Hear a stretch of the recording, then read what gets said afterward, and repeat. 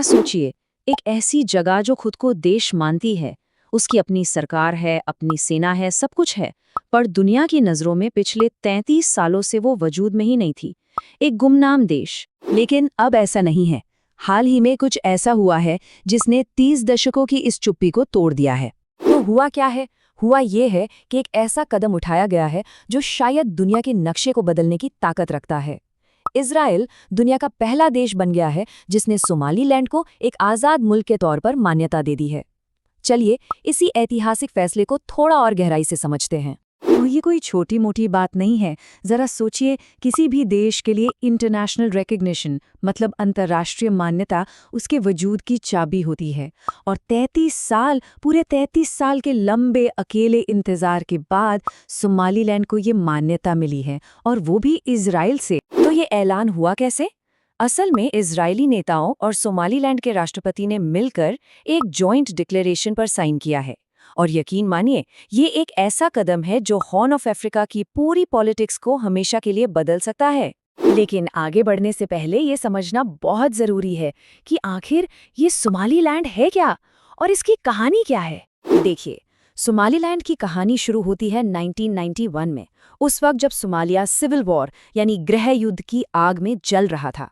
तो इस इलाके ने, जो पहले ब्रिटिश प्रोटेक्टोरेट हुआ करता था, अपनी आज़ादी का ऐलान कर दिया। और तब से लेकर आज तक इसने जो किया है वो कमाल का है। अपने दम पर शांति बनाए रखी, डेमोक्रेटिक इंस्टीट्यूशंस बनाए, रेगुलर चुनाव करवाए, पर इन सब के बावजूद दुनिया के नक्शे पर ये लगभग गायब ही रहा। ये एक अजीब सी सिचुएशन है ना? मतलब एक तरफ है सोमालीलैंड जो इतने अशांत इलाके में एक तरह से शांति का टापू बना हुआ है, और दूसरी तरफ है सोमालिया जिसे दुनिया तो एक देश मानती है लेकिन जो दशकों से अस्थिरता से लड़ रहा है। और हाँ, वो सोमालीलैंड को आज भी अपना ही हिस्सा मानता है। तो जाहिर सी बात है, इजराइल के इस कदम पर जो सबसे तीखा रिएक्शन आया वो सोमालिया की तरफ से ही आया। सोमालिया ने इस फैसले को बिल्कुल सिरे से खारिज कर दिया है। उनके लिए ये उनकी सॉवरेनिटी मतलब उनकी संप्रभुता पर सीधा हमला है। देखिए, दशकों से सोमालिया यही कोशिश कर रहा था, हर जगह लॉबिंग कर रहा था कि कोई भी सोमालीलैंड को मान्यता न दे। और अब इजराइल का ये कदम उनके लिए एक बहुत बड़ा झटका है। और बात सिर्फ बयानों तक ही नहीं रुकी है। सोमालिया ने साफ साफ कह दिया है कि वो अपनी सीमाओं की हिफाजत के लिए हर मुमकिन कदम उठाएगा, चाहे वो डिप्लोमेटिक हो, पॉलिटिकल हो या फिर कानूनी। अब देखिए, ये मामला सिर्फ सोमालिया और सोमालीलैंड के बीच का नहीं है। इस एक फैसले ने पूरे इलाके में और उससे भी आगे एक तरह की हलचल पैदा कर दी है। जो लोग इसका विरोध कर रहे हैं उनकी लिस्ट भी काफी लंबी और पावरफुल है। अफ्रीकन यूनियन, जो हमेशा से औपनिवेशिक यानी कॉलोनियल बॉर्डर्स को बनाए रखने के हक में रहा है, उसने तो इसे सीधे सीधे नकार दिया है। और तो और इजिप्ट, टर्की, जिबूती जैसे जो रीजनल पावर्स हैं, उन्होंने भी अपनी गहरी चिंता जताई है। शायद उन्हें डर है कि रेड सी में एक नए प्लेयर के आने से पावर बैलेंस बिगड़ सकता है। तो सवाल ये है कि इतनी चिंता क्यों?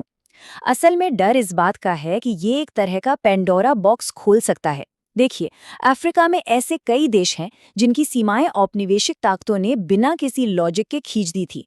तो अगर एक अलग हुए इलाके को मान्यता मिलती है तो इससे दूसरे आंदोलनों को भी हवा मिल सकती है, जैसे नाइजीरिया में बिafra या कैमरून में एम्बेजोनिया। और इससे पूरे कॉन्टिनेंट में अस्थिरता फैलने का खतरा है। तो अब आते हैं सबसे बड़े सवाल पर। आखिर इजराइल ने ये कदम उठाया ही क्यों? इसके पीछे की स्ट्रैटेजी क्या है? इसका जवाब शायद अब्राहम अकॉर्ड्स में छिपा है। Israeli prime minister Benjamin Netanyahu ने खुद इस फैसले को अब्राहम अकॉर्ड्स की भावना से जोड़ा है।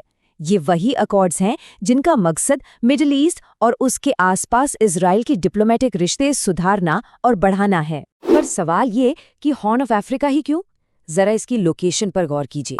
ये रेड सी के मुहाने पर है, जहां से दुनिया का बहुत बड़ा ट्रेड गुजरता है।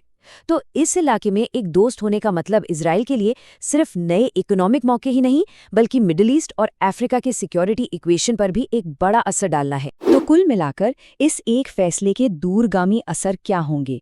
चलिए देखते हैं कि इससे असल में क्या क्या बदल रहा है। इसका मतलब क्या हुआ? सबसे पहली बात, सोमालीलैंड का 30 साल का डिप्लोमेटिक अकेलापन खत्म हो गया है। दूसरी बात, हॉर्न ऑफ अफ्रीका की जियोपॉलिटिक्स में एक नया चैप्टर शुरू हो गया है। तीसरी बात, ये अफ्रीकन यूनियन के यूनिटी के सिद्धांत के लिए एक सीधा चैलेंज है। और शायद सबसे ज़रूरी, सोमालीलैंड के लिए अब इंटरनेशनल वैलिडिटी, फॉरेन इन्वेस्टमेंट और ग्लोबल मार्केट तक पहुंचने के वो दरवाजे खुल सकते हैं जो अब तक कसकर बंद थे। और ये सब हमें इस कहानी के सबसे बड़े सवाल पर लाकर खड़ा कर देता है। एक तरफ है किसी देश की संप्रभुता और उसकी सीमाओं का सम्मान, और दूसरी तरफ है किसी समूह का आत्मनिर्णय यानी सेल्फ डिटर्मिनेशन का अधिकार। इजराइल के इस कदम ने इस पुरानी बहस को एक नई आग दे दी है। क्या ये एक नई मिसाल बन गई है? क्या अब दुनिया भर के दूसरे अनरिकॉग्नाइज्ड स्टेट्स के लिए भी कोई रास्ता खुलेगा? खैर, इसका जवाब तो सिर्फ वक्त ही देगा।